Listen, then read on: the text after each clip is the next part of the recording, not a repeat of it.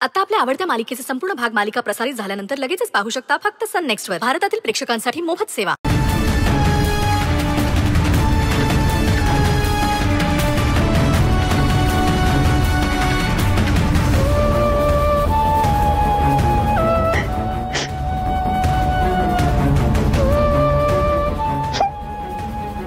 सायली,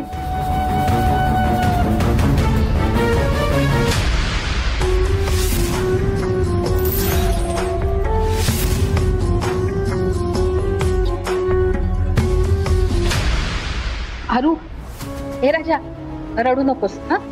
मी समजावेल बाबाला, सगळं ठीक होईल. आले आम्ही.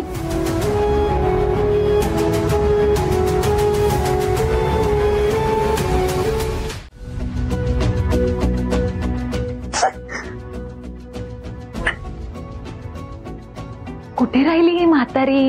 अगं ये ना लवकर मला मनवायला. डुगुडुगू येत असेल त्यामुळे.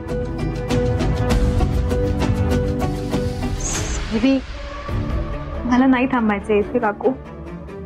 मला सांगा ना मी काय चुकीचं वागले? धनंजय सरांना सारखं असं का वाटत राहतं की मीच काहीतरी करतेय? तर काकू आरोह लहान आहे, त्याने माझा हात पकडला, त्याच्या डोक्यात काहीतरी कल्पना आली आणि लहान मुले म्हणून मी गप्पपणे ऐकत बसले. पण धनंजय सरांनी मला एवढं तोडून बोलल्यानंतर मी इथं थांबणे योग्य नाहीये. मी सांगेन तुला, पण पण तू समजून घेशील आणि रागावणार नाहीस. काकू अहो, माझं मन किती जरी दुखलं असलं तरी मी तुमच्यावर कधी रागवेन का? तुम्ही मला आईसारख्या आहात काकू, असं नका बोलू. सायली, मला असं वाटतं की तू आणि धनंजयनी एकत्र यावं. काय? हे बघ, तू आत्ताच म्हणाली होतीस की तू रागावणार नाहीस आणि माझं सगळं म्हणणं ऐकून घेशील. I am really very sorry. तुम्ही बोला पुढे. माझी मुलगी गेल्यानंतर धनंजय आतून खूप तुटले होते. सतत स्वतःला त्रास करून घ्यायचे. अगदी आरोहाकडे सुद्धा दुर्लक्ष झालं होतं त्यांचं. त्याच वेळी त्यांच्या आयुष्यात सुंदरी आली. त्यांचं एकमेकांवर खूप प्रेम होतं. त्या दोघांनी लग्न करण्याचा निर्णय घेतला, पण थोडासा उशीरच झाला त्यांना. त्या दरम्यान इतकी संकट येत गेली की त्यांचं लग्न मोडलं. आणि ते मोडायला कारण होता सुंदरीचा नवरा आदित्य. सुंदरीनं सावीसाठी आदित्य बरोबर राहण्याचा निर्णय घेतला आणि धनंजय बरोबरचं लग्न भर मांडवात मोडलं. धनंजयला खूप धक्का बसला या गोष्टीचा, पण नाईलाजानं का होईना सुंदरीने आदित्यचं नातं स्वीकारलंय. ती त्याच्याशी जुळवून घेते, तिच्या आयुष्यात मूव ऑन झालीये. पण धनंजयचं काय? धनंजय तिथेच अडकून पडलेत. पुढे जायचं नावच घेत नाहीत, विचारच करायला तयार नाहीत. अशा विचित्र कोंडीत आम्ही सापडलो होतो आणि तेव्हाच आमच्या आयुष्यात तू आलीस.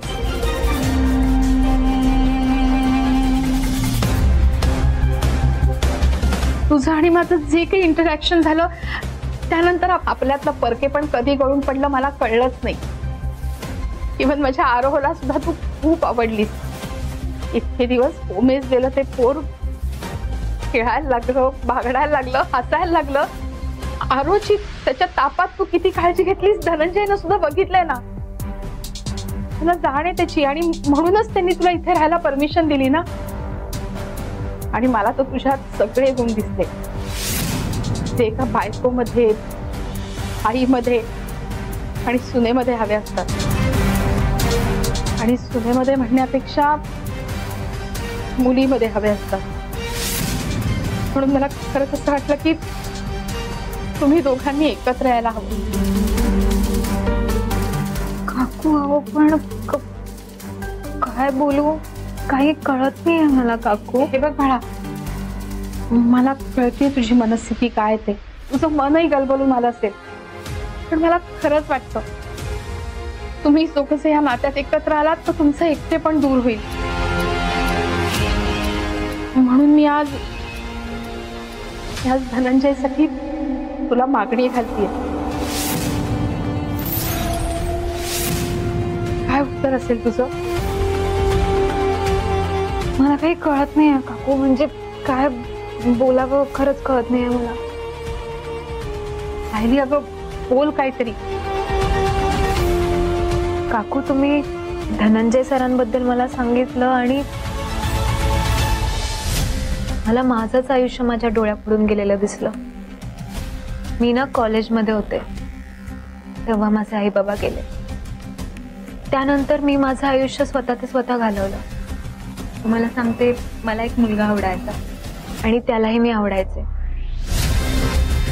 आमचं एकमेकांवरती खूप प्रेम होतं.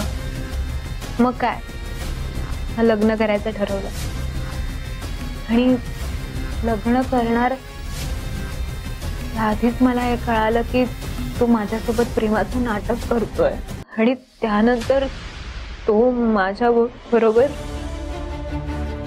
सायली तुम्हाला माहितीये काकू, त्या मुलाने बऱ्याच मुलींना आपल्या जाळ्यात अडकून ब्लॅकमेल करून वाईट साईड कामं करायला लावली. मी हे सगळं ऐकलं आणि मी निघून आले त्या शहरातून. नको म्हटलं.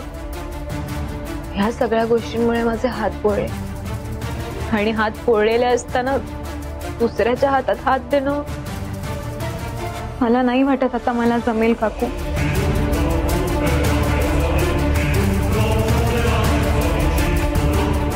Sayali I am really sorry. मी पुन्हा हा विषय नाही काढणार. पण तुम्हाला सांगू, मी त्यापासून या घरात आली आहे ना, त्यापासून माझं मतच बदललंय. सगळी माणसं वाईट नसतात. काही माणसं आरोच्या बाबांसारखी असतात, खूप प्रेम करणारी, जीवाला जीव देणारी. म्हणजे तुझा होकार आहे असं मी समजायचं? काकू, असं पटकन मला काही सांगता येणार नाही तुम्हाला. तुला हवा तेवढा तू वेळ घे, विचार कर, पण माझ्यावर विश्वास ठेव. नक्की काहीतरी चांगलं होईल.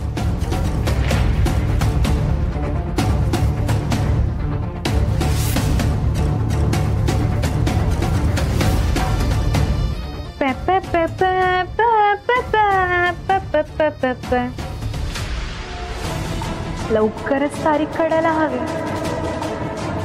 तुमच्या सगळ्यांच्या उद्ध्वस्त व्हायची. आई, आपण जिंकलो.